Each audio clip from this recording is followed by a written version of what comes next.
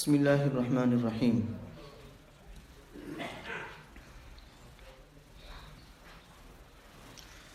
الحمد للہ رب العالمین والعاقبۃ للمتقین والصلاة والسلام علی رسولہ محمد وآلہ وصحبہ اجمعین۔ اما بعد فاعوذ باللہ من الشیطان الرجیم بسم اللہ الرحمن الرحیم۔ قالوا ارجه واخاه وارسل في المدائن حاشرين يأتوك بكل ساحر عليم۔ وجاء السحرة فرعون قالوا إن لنا لأجرا إن كنا نحن الغالبين قال نعم وإنكم لمن المقربين قالوا يا موسى إما أن تلقي وإما أن نكون نحن الملقين قال ألقوا فلما ألقوا سحروا أعين الناس واسترهبوهم وجاءوا بسحر عظيم۔ وأوحينا إلى موسى أن ألق عصاك فإذا هي تلقف ما يأفكون فوقع الحق وبطل ما كانوا يعملون فغلبوا هنالك وانقلبوا صاغرين وألقي السحرة ساجدين قالوا آمنا برب العالمين رب موسى وهارون۔ آمنت بالله صدق الله مولانا العظيم وصدق رسوله النبي الكريم ونحن على ذلك لمن الشاهدين والشاكرين والحمد لله رب العالمين۔ قابل احترام بزرگوں اور عزیز دوستوں، سورۃ الاعراف کی آیت نمبر 111 سے لے کر کے 122 تک پڑھی گئی ہیں۔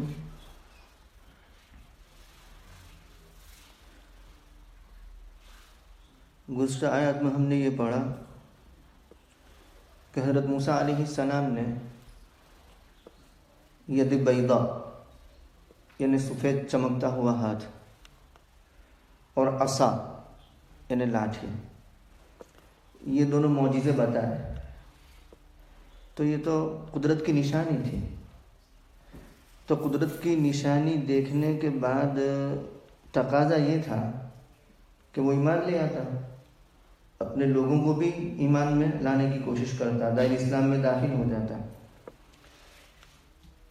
لیکن جیسے کہ ہر زمانے کے اہل باطل کا یہ شیوا رہا ہے کہ جب کبھی بھی کوئی حق غالب آنے لگتا ہے، کوئی سچ غالب آنے لگتا ہے، تو وہ لوگ اس سے مکر جاتے ہیں اور اس پر پردہ ڈالنے کے لیے اس حق کو کوئی دوسرا نام دے دیتے ہیں، یعنی عنوان بدل دیتے ہیں، غلط عنوان دیتے ہیں۔ تو انہوں نے ایسا ہی کیا کہ حضرت موسیٰ علیہ السلام نے جو کچھ بتایا اس کو قدرت حق کی نشانی سمجھنے کے بجائے انہوں نے اس کو جادو سمجھا اور جادو کا عنوان دے دیا۔ تو کہا کہ یہ تو جادو ہے۔ اب اس کے بعد کیا ہوا کہ فرعون کی قوم کے لوگوں نے یہ کہا کہ یہ جادو ہے، اور ہمارے شہر میں، ہمارے ملک میں بہت سے جادوگر ہیں اور ایک سے ایک یعنی بڑھ کر جادوگر ہے، ایک سے بڑھ کر ایک جادوگر ہے، ہمارے یہاں ماہر جادوگر ہیں۔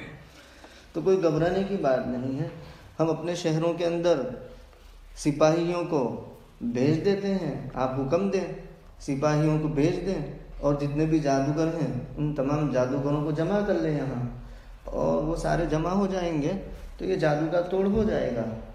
یہ کہا فرعون کی قوم کے سرداروں نے۔ قالو، ان لوگوں نے کہا، ارجہ و اخاہ، ارجا یرجی ارجان، اس کا معنی ہے مہلت دینا، اس کو اور اس کے بھائی یعنی ہارون کو مہلت دے دو اور بھیجو پرگنوں میں، حدود قلمرو میں یا شہروں میں جمع کرنے والوں کو یعنی سپاہیوں کو۔ کیوں سپاہیوں کو بھیجنا ہے؟ یأتوک بکل ساحر علیم، وہ سپاہی آپ کے پاس ہر دانا جادوگر لے کر آئے، ہر واقف اور ماہر جادوگر لے کر آئے۔ جب وہ سارے جادوگر آ جائیں گے تو موسیٰ علیہ السلام کے جادو کا توڑ ہو جائے گا اور ختم ہو جائے گا۔ یہ انہوں نے پلاننگ کی۔ روایات میں جادوگروں کی تعداد کے متعلق جو اس وقت جمع ہوئے تھے 900 سے لے کر کے 3 لاکھ تک تعداد بتائی جاتی ہیں، الگ الگ روایتیں ہیں۔ اور جو لاٹھیاں اور رسیاں تھیں، یہ قرطبی میں ہے، جو لاٹھیاں اور رسیاں تھیں وہ 300 اونٹ پر اس کا انبار تھا، یعنی 300 اونٹ پر لاد کر کے وہ لاٹھیوں اور رسیوں کو لایا گیا تھا میدان میں ڈالنے کے لیے۔ چنانچہ ان کے آپس میں طے ہو گیا کہ ٹھیک ہے، جادو کا مظاہرہ ہوگا، آپس میں مقابلہ ہوگا۔ تو دن بھی طے ہو گیا، وقت بھی طے ہو گیا، اور اس کو سورہ طٰہٰ میں کہا گیا وَأَن يُحْشَرَ النَّاسُ ضُحًى، کہ سورج چڑھتے وقت یعنی چاشت کے وقت لوگوں کو جمع کر لیا جائے۔ اور دن کون سا؟ یوم الزینہ، زینت کا دن۔ اور جگہ کون سی؟ تو کہا کہ بالکل مڈل میں، تمام شہر والوں کے لیے آنا آسان ہو، فی مکان سوا، ای مکان سوا یعنی منتصف، بالکل بیچ میں وہ جگہ ہو، وہاں سے یعنی سب جگہوں سے ان لوگوں کے لیے آنا آسان ہو۔ تو تاریخ، دن، وقت سب طے ہو گیا۔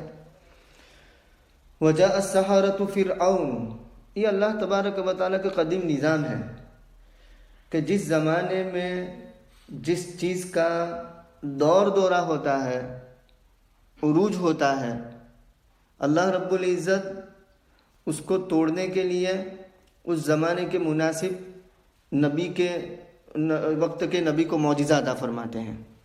مثال کے طور پر حضرت موسیٰ علیہ السلام کے زمانے میں جادوگروں کا دور تھا، اور کیسا دور! جادوگروں کا اقتدار سمجھا جاتا تھا کہ جس کو جتنا زیادہ جادو آتا ہو وہ مقتدر حلقوں میں شمار کیا جائے گا۔ تو جادوگروں کا اقتدار تھا، بہت دور دورہ تھا ان کا۔ تو اللہ تبارک و تعالیٰ نے موسیٰ علیہ السلام کو ایسا ہی ان کے مناسب معجزہ دیا کہ ان کے جادو کو ختم کر دیں۔ وہ معجزہ تھا، وہ کوئی جادو نہیں تھا۔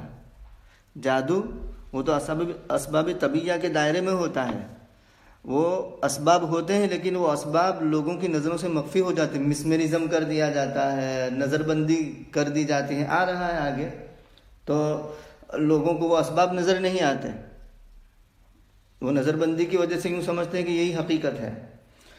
اس کے برعکس جو معجزہ ہوتا ہے اس کا تعلق اسباب طبیعیہ سے نہیں ہوتا، اسباب طبیعیہ کے دائرے سے وہ باہر قدرت حق کی نشانی ہوتی ہے وہ۔ تو جیسے موسیٰ علیہ السلام کو یہ معجزہ عطا فرمایا، حضرت عیسیٰ علیہ السلام کے دور میں طب یونانی، حکمت یونانی کا دورہ تھا، طب اپنے عروج پر تھی۔ تو اللہ تبارک و تعالیٰ نے حضرت عیسیٰ علیہ السلام کو ان کے توڑ کے لیے ایسا معجزہ عطا فرمایا۔ آپ فرماتے کہ وَأُبْرِئُ الْأَكْمَحَ وَالْأَبْرَصَ وَأُحْيِي الْمَوْتَى بِإِذْنِ اللَّهِ، میں مادرزاد اندھے، مادرزاد کوڑی کو اچھا کر دیتا ہوں، اور میں مردوں کو زندہ کر دیتا ہوں بِإِذْنِ اللَّهِ، اللہ کے حکم سے۔ تو اللہ تبارک و تعالیٰ نے ان کے توڑ کے لیے اس کے مناسب یہ معجزہ عطا فرمایا۔ نبی کریم صلی اللہ علیہ وسلم کے زمانے میں فصاحت اور بلاغت کا دورہ تھا، اور کیسا دورہ تھا! کعبہ کی دیوار پر آویزہ کیا جاتا تھا سب سے اچھا قصیدہ، سب معلقہ اسی سے ہے، وہاں 7 قصیدے لٹکائے گئے تھے۔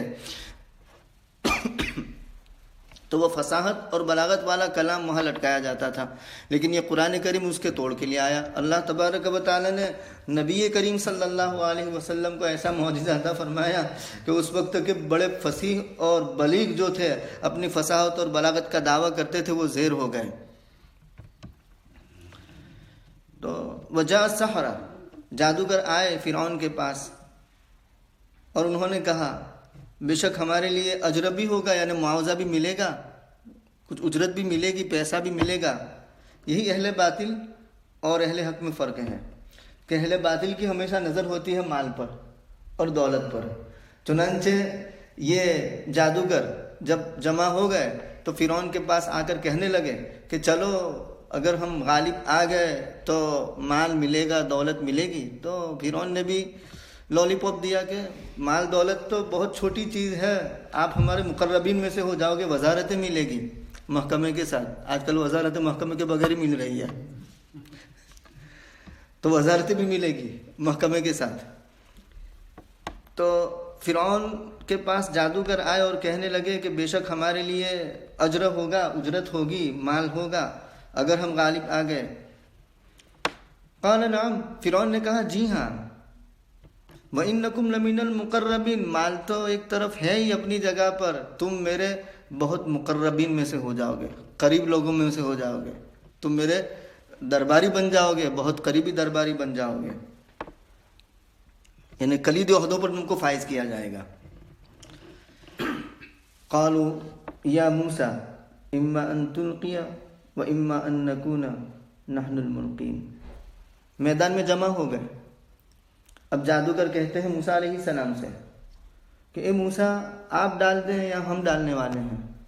مفسرین یہاں ایک بات یہ لکھتے ہیں کہ اصل میں وہ خود پہلا وار کرنا چاہتے تھے، لیکن اپنی بڑائی بیان کرنے کے لیے اور لاپرواہی کو ظاہر کرنے کے لیے کہ چاہے ہم ڈالیں آپ ڈالیں، غالب تو ہم ہی آئیں گے، شکست تمہاری ہوگی، فتح ہماری ہوگی۔ تو اس طرح بے پرواہی سے وہ کہنا چاہتے تھے اس بات کو، تو کہا کہ آپ ڈالتے ہیں یا ہم ڈالنے والے ہیں۔ لیکن ابن کثیر رحمۃ اللہ علیہ نے یہ نکتہ نکالا کہ جادوگروں نے حضرت موسیٰ علیہ السلام کے ادب اور احترام میں یہ بات کہی، یعنی پیشکش کی کہ آپ ڈالیں یا ہم ڈالنے والے ہیں، تو گویا کہ ادب اور احترام میں جو پیشکش کی اس کا نتیجہ تھا کہ ان کو ایمان نصیب ہوا۔ بہرکیف جو بھی ہو، تو انہوں نے کہا اے موسیٰ یا تو آپ ڈالنے والے ہیں یا ہم ڈالنے والے ہیں، یعنی آپ پہلے ڈالتے ہیں یا ہم ڈالتے ہیں۔ حضرت موسیٰ علیہ السلام نے فرمایا القوا، تم ڈالو پہلے۔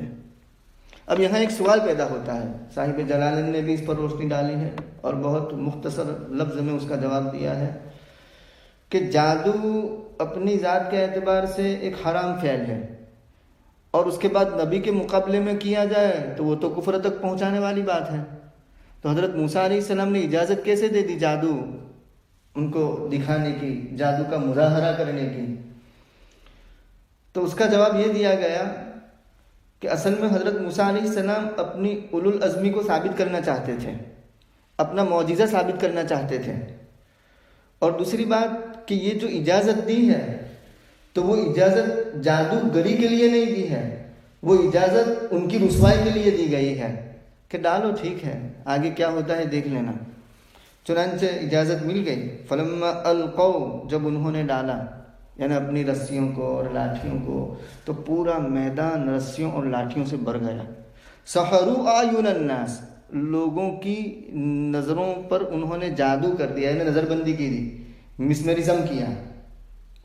واسترهبوهم، اور لوگوں کو ڈرایا۔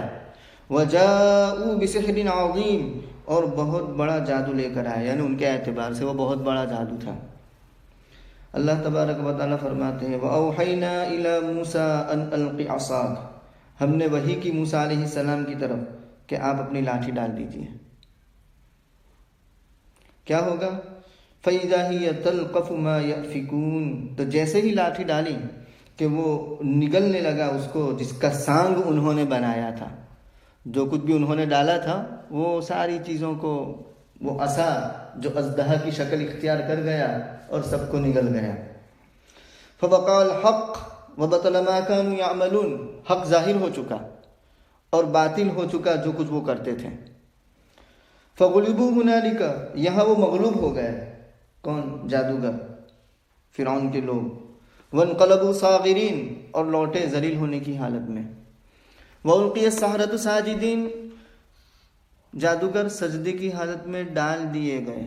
مطلب یہ ہے کہ حضرت موسیٰ علیہ السلام نے جو عصا ڈالا، جو لاٹھی ڈالی، وہ لاٹھی ساری لاٹھیوں کو اور رسیوں کو نگل گئی، تو بے اختیاری طور پر، یعنی ان کا اپنی ذات پر بھی اختیار نہیں رہا، غیر اختیاری طور پر وہ سجدے میں گر گئے۔ اور بعض مفسرین کہتے ہیں کہ القیہ سے اشارہ اس طرف ہے کہ اللہ تبارک و تعالیٰ نے ان کو سجدے کی توفیق دے دی، سجدے میں ڈال دیے گئے، تو غیر اختیاری طور پر مبہوت ہو گئے، ہکے بکے رہ گئے، اور فوری طور پر جب یہ دیکھا تو انہوں نے یقین کر لیا کہ یہ کوئی جادوگر نہیں ہے، واقعتاً یہ وقت کا نبی ہے اور یہ معجزہ ہے۔ وَأُلْقِيَ السَّحَرَةُ سَاجِدِينَ، جادوگر ڈال دیے گئے سجدے میں، اور جیسے ہی سجدے میں گئے انہوں نے کہا آمنا برب العالمین، ہم ایمان لے آئے رب العالمین پر، سارے جہاں کا رب ہے اس پر۔ ربی موسیٰ و ہارون، رب العالمین کے بعد ربی موسیٰ و ہارون، کیونکہ فرعون تو اپنے آپ کو خدا سمجھتا تھا، انا ربکم الاعلیٰ کا دعویٰ کر دیا تھا کہ میں تمہارا سب سے بڑا رب ہوں. تو اس لیے ربی موسیٰ و ہارون لے آئے کہ موسیٰ کا بھی رب ہے اور ہارون کا بھی رب ہے، اور اشارہ کر دیا کہ جیسے موسیٰ اور ہارون کا رب ہے اور سارے جہاں کا رب ہے، تیرا بھی رب ہے، تو رب نہیں ہے. تو یہ کہا. دوسری جگہ پر قرآن کریم میں آیا تو فرعون نے جب یہ سب دیکھا تو آگے بات آ رہی ہے، کہا کہ یہ تو تمہارا پہلے سے بنایا پلان تھا، مطلب یہ کہ تم ملی بھگت ہے یہ کہ اس طرح کریں گے اور اس لیے ایمان لے آئے ہیں، یہ فرعون سمجھ رہا ہے. لیکن واقعہ یہ نہیں تھا. حقیقت یہ ہے کہ جادوگر غیر اختیاری طور پر سجدے میں گر گئے، اور سجدے میں گرتے ہی اپنے ایمان کا انہوں نے اقرار کیا، اعلان کیا. جادو شروع ہو رہا تھا، اس سے پہلے موسیٰ علیہ السلام نے جادوگروں کا جو سردار تھا اس سے بات کی، گفتگو کی، اور موسیٰ علیہ السلام نے پوچھا کہ اگر میں غالب آ گیا، ہم غالب آ گئے تو تم ایمان لے آؤ گے؟ تو جادوگروں کے سردار نے یہ بات کہی کہ کوئی سوال ہی پیدا نہیں ہوتا، ہم اتنے بڑے ماہر جادوگر ہیں کہ تم غالب آؤ، یہ سوال ہی پیدا نہیں ہوتا. غالب ہم ہی آئیں گے اور ہماری فتح ہوگی، ہماری جیت ہوگی. اس کے بعد وہ جادوگروں کے سردار نے کہا ہاں، لیکن اگر آپ غالب آ گئے تو میں زبان دیتا ہوں آپ کو، میں کہتا ہوں کہ ہم ایمان لے آئیں گے. چنانچہ جب وہ مغلوب ہو گئے، حضرت موسیٰ علیہ السلام غالب آ گئے تو آمنا برب العالمین کہا اور ایمان لے آئے. انشاءاللہ سلسلہ جاری رہے گا آئندہ. سبحان اللہ و بحمدہ.